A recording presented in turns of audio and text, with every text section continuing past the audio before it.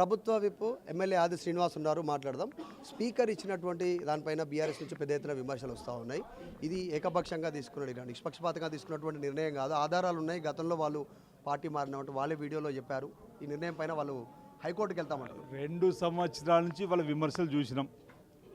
ప్రతినిత్యం మా ప్రభుత్వానిపై నిందారోపణ చేయడమే, మా ముఖ్యమంత్రి రేవంత్ రెడ్డి గారంటే కళ్ళల్లో నిప్పులు పోసుకోవడమే, మేము ఏ కార్యక్రమం చేసినా తప్పడుతున్నారు. సరే, అది మా ప్రభుత్వ విధానాలకు సంబంధించి. కానీ ఈరోజు ట్రిబ్యునల్ చైర్మన్ హోదాలో 10 షెడ్యూల్లో వచ్చిన అధికారంతో మీరు ఇచ్చిన ఫిర్యాదును వారి ఇరుపక్షాల వాదనలు విని వారు మీ అభ్యర్థిని తోసిపించి తీర్పిస్తే దాన్ని కూడా మీరు తప్పడితే ఎట్లా అంటున్నారు.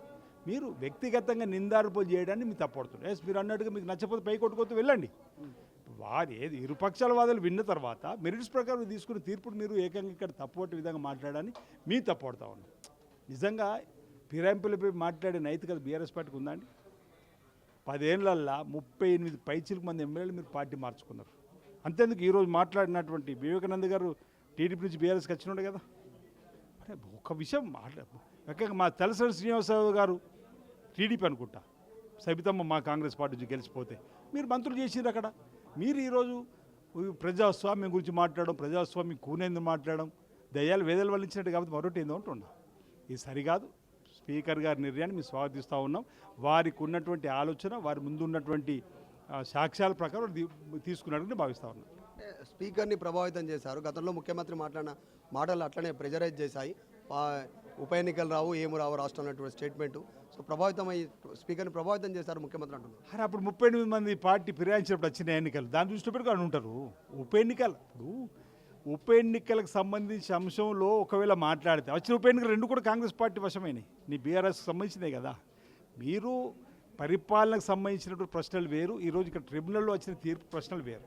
ట్రిబ్యునల్లో వచ్చిన తీర్పును మీరు స్వాగతిస్తున్నారు, వాళ్ళు వ్యతిరేకిస్తున్నారు. వ్యతిరేకిస్తే మీరు పైకోర్టుకు వెళ్ళండి, కానీ వ్యక్తిగతంగా నిందారోపణ చేయొద్దని చెప్పి అనేది నా యొక్క డిమాండ్. నేను వారి యొక్క వాదనను తప్పడుతూ ఉన్నాను. సుప్రీంకోర్టు ఒక టైం బాండ్ పెట్టింది, 4 వారాల లోపల ఏదో ఒక ఈ గడువు లోపల నిర్ణయం తీసుకోవాలనేటువంటిది.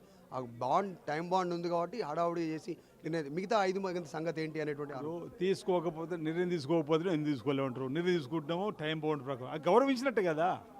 మీరు వారు చెప్పినటువంటి ఆలోచన ప్రకారం అయితే గౌరవించేది నిర్ణయం తీసుకున్నారు కదా. ఆ నిర్ణయం స్వాగతించండి.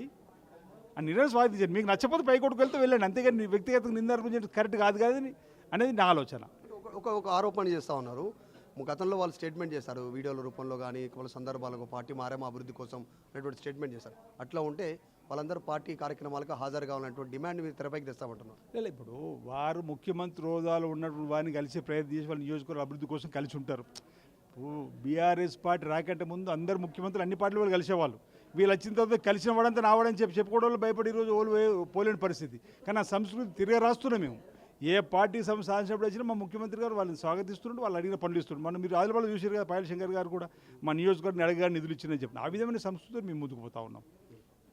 సో వీళ్ళైతే పార్టీ మారలేదు అనేటువంటి నిర్ణయం పైన మీ పార్టీ ఇప్పుడు స్పీకర్ గారు నిర్ణయం చూసారు కదా, తీర్పు ట్రిబ్యునల్ చైర్మన్ చేసే తీర్పును స్వాగతిస్తూ ఉన్నాం.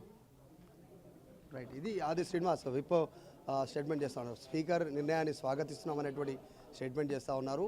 పార్టీ మారలేదు అనేటువంటి నిర్ణయాన్ని స్పీకర్ ప్రకటించారు. దానికి మేమేం చేస్తాం, మా నిర్ణయం తీసుకోకపోతే స్పీకర్ నిర్ణయం తీసుకోలేదని అన్నారు.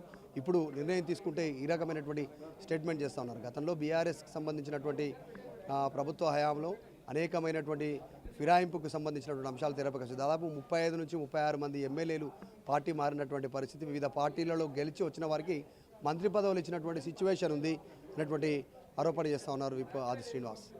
వీడియో జర్నలిస్ట్ జ్ఞానేశ్వర్తో మధు మల్కేడ్కర్, అసెంబ్లీ. చరిత్ర సృష్టించినోడు ఇప్పుడు ఆ చరిత్రని తిరగరాయబోతున్నాడు. అబద్ధాల గోడల్ని బద్దలు కొట్టి నిజాలను రాగా మీ ముందుంచబోతున్నాడు. నిజమైన వార్తల కోసం వెంటనే డౌన్లోడ్ చేసుకోండి రా యాప్ని.